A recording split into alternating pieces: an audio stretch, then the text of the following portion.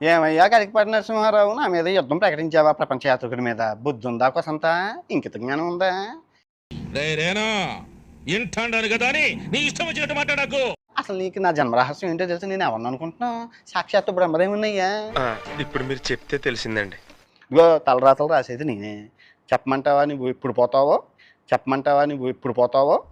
రాయ్ ఈశ్వరుడు నోరిచ్చాడు కదా అని చెప్పి ఇష్టం వచ్చినట్టు వాగేయడమే. మనం స్వర్గలోకాల్లోకి వెళ్ళాక అక్కడ మాట్లాడుకుందాం జరిగిందంతా. చాలా బాగుంటుంటుంది, చాలా ఫన్నీగా ఉంటుంది. నీకు రాను రాను నోరు ఎక్కువైపోతుందిరా, కంట్రోల్ చేసుకో. ఓకేరా బాబు, ఈ రోజు నుంచి నోరెప్పను అసలు. వీళ్ళందరూ కామపిశాచులుగా అయిపోయారు. దానికి మీరేమో ఒక కారణం. ఇది మరీ బాగుంది. వంకలేనమ్మా డొంకట్టుకు నేర్చిందంట. మధ్యలో నేనేం చేశాను? బత్తాయి అంటే వ్యాపారం. మతాన్ని వ్యాపారం కోసం వాడుకోకూడదు.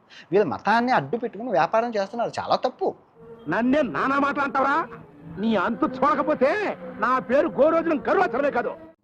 మన గురువు గారు చాగంటి కోటేశ్వరరావు గారి లింగం ఏంటి? పూలింగం. నా పేరు ఎందుకు తీసుకురావడం? మీకు కనీసం బుద్ధి ఉందా? మహాభారతం చెప్పేటప్పుడు చాగంటి కోటేశ్వర గారు ఎన్ని తప్పులు చెప్పాడు.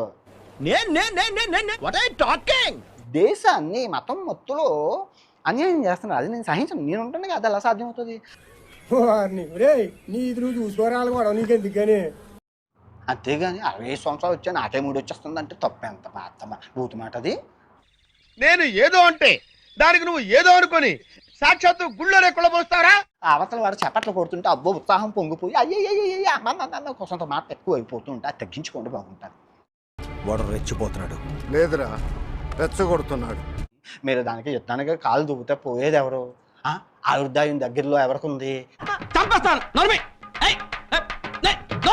సబ్స్క్రైబ్ చేయమని ఎప్పుడైనా అడిగాను? ఫాలో చేయమని వాడే వచ్చాడు, వాడే పోడు. వాడి కర్మ దరిద్రం నాకెందుకు? సార్ వీడిని ఏం చేద్దాం సార్? చెప్పు తీసుకొట్టండి సార్.